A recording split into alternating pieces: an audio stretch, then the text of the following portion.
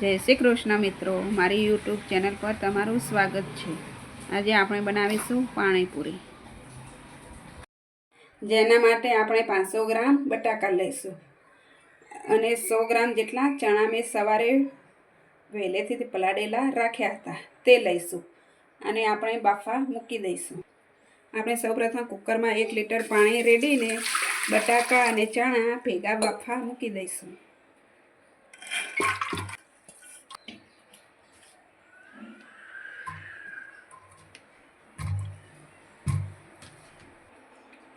આપણે ગેસને ઓન કરી લઈશું ને કુકરને ઉપર મૂકી દઈશું અને 3 વિસલ થાય ત્યાં સુધી બફવા દઈશું। જ્યાં સુધી આપણા બટાકા અને ચણા બફાય ત્યાં સુધી આપણે પાણીપુરીનું પાણી તૈયાર કરી લઈશું।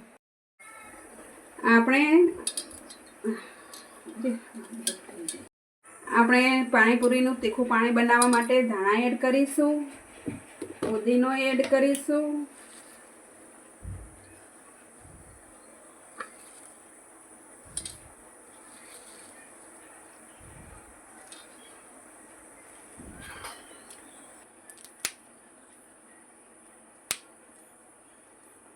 આપણે 3 લીલા મરચાં એડ કરી લઈશું, 1 ચમચી ચાટ મસાલો એડ કરીશું, સ્વાદ પ્રમાણે સિંધવ મીઠું એડ કરીશું। આપણે જલજીરાનું 1 પેકેટ એડ કરીશું,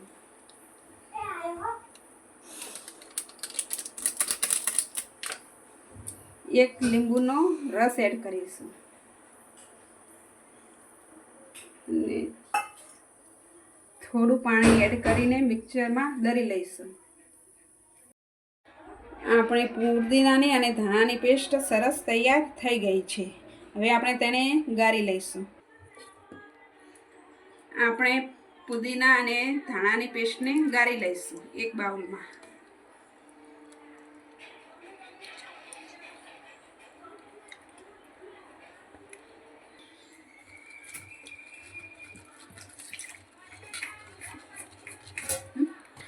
આવી રીતે આપણે ચમચીથી ગાળી લઈશું।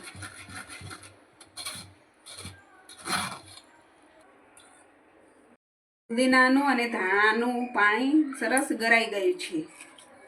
હવે આપણે વધેલી પેસ્ટને એક વાડકીમાં લઈ લઈશું। આ પેસ્ટ એક બાઉલમાં લઈ લઈશું।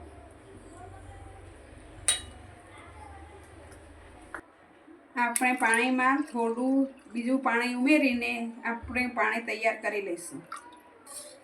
આપણું પાણીપુરીનું પાણી સરસ તૈયાર થઈ ગયું છે। મેં પાણીપુરી બનાવવા માટે મેં આંબલીને પહેલેથી જ પલાળીને રાખી હતી। મેં 2 કલાક પલાળી હતી અને હવે આપણે તેને મિક્સર જારમાં લઈને ગ્રાઇન્ડ કરી લઈશું।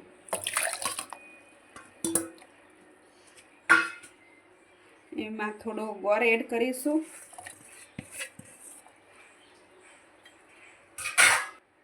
સ્વાદ પ્રમાણે મીઠું એડ કરીશું,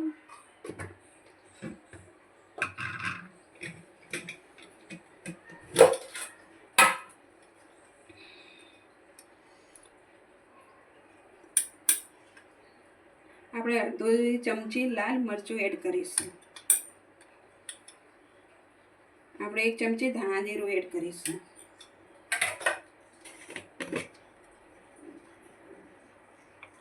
આપણે થોડો ગરમ મસાલો એડ કરીશું અને મિક્સર જારને આ રીતે વાખીને આપણે મિક્સર ગ્રાઇન્ડ કરી લઈશું।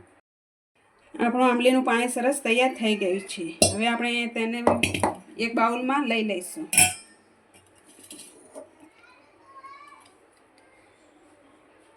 આ રીતે ગળણીમાં ગાળી લઈશું પાણી।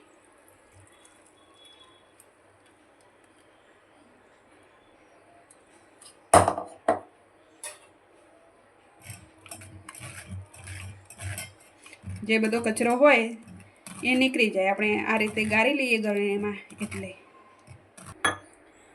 આપણું આંબલીનું ખાટું મીઠું પાણી સરસ તૈયાર થઈ ગયું છે। એમાં થોડું પાણી રેડીને આપણે સરસ મિક્સ કરી લઈશું। આપણું પાણી સરસ તૈયાર થઈ ગયું છે। અને 3 વિસલ થઈ ગઈ છે. આપણા બટાકા અને ચણા સરસ બફાઈ ગયા છે. હવે આપણે બટાકા અને ચણાને બહાર કાઢી લઈશું. આવી રીતે એક ડીશમાં બટાકા લઈ લઈશું. આપણા ચણા એક ચાળણીમાં લઈ લઈશું. ચણા પણ સરસ બફાઈ ગયા છે. બટાકાને આપણે આ રીતે છોલી લઈશું.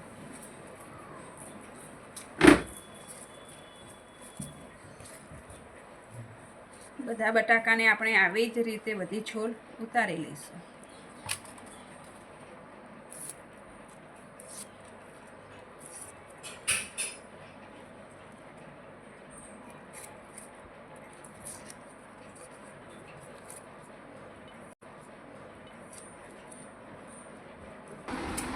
આપણા બટાકા બધા છોલાઈ ગયા છે. હવે બટાકાને આપણે આ રીતે બધા ભાગી દઈશું.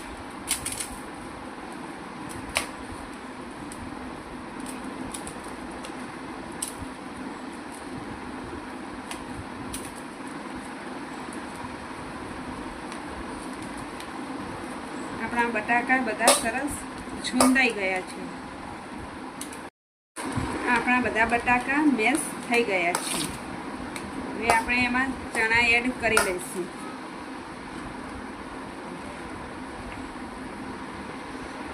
અને બટાકાને પણ મેશ કરી લઈશું.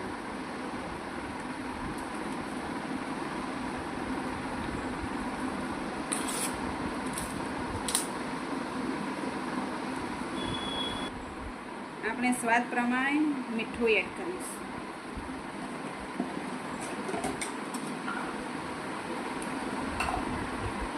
આપણે 1 ચમચી સૂકું લાલ મરચું એડ કરીશું.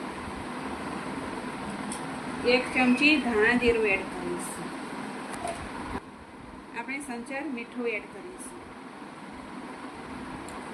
આપણે 1 ચમચી ચાટ મસાલો એડ કરીશું.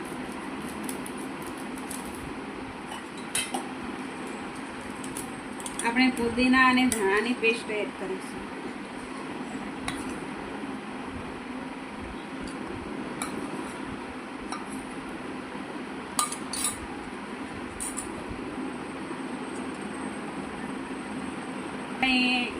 આપણે 1 ચમચી પાણીપુરીનો મસાલો એડ કરીશું.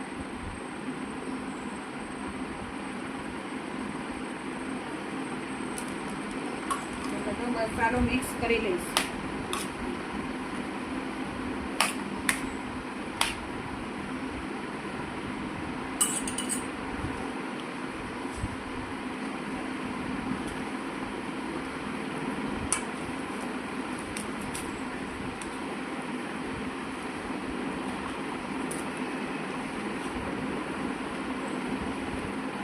આપણો મસાલો મિક્સ થઈ ગયો છે. એમાં આપણે ડુંગળી એડ કરી દઈશું.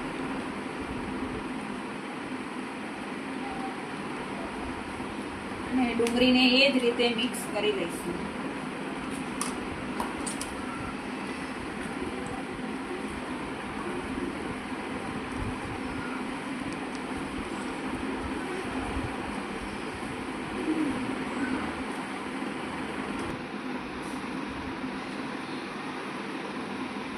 આપણો બધા મસાલો મિક્સ થઈ ગયો છે. એમાં આપણે થોડા ધાણા એડ કરી દઈશું.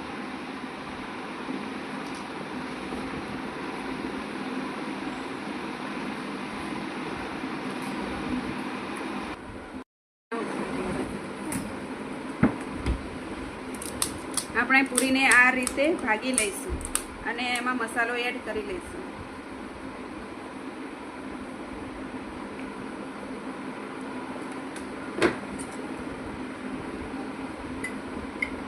આંબલીનું પાણી અને પાણીપુરીનું પુદીનાનું અને ધાણાનું પાણી એડ કરી લઈશું.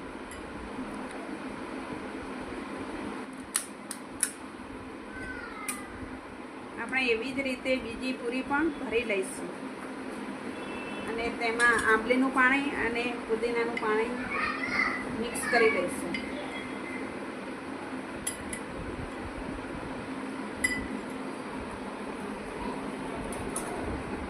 આ આપણે આવી જ રીતે બધી પૂરીઓ ભરી લઈશું. અને મારો વિડીયો ગમ્યો હોય તો લાઈક કરજો, શેર કરજો અને સબસ્ક્રાઈબ કરવાનું ભૂલતા નહીં, જેથી મારા વિડીયોની નવી નવી નોટિફિકેશન તમને મળતી રહેશે.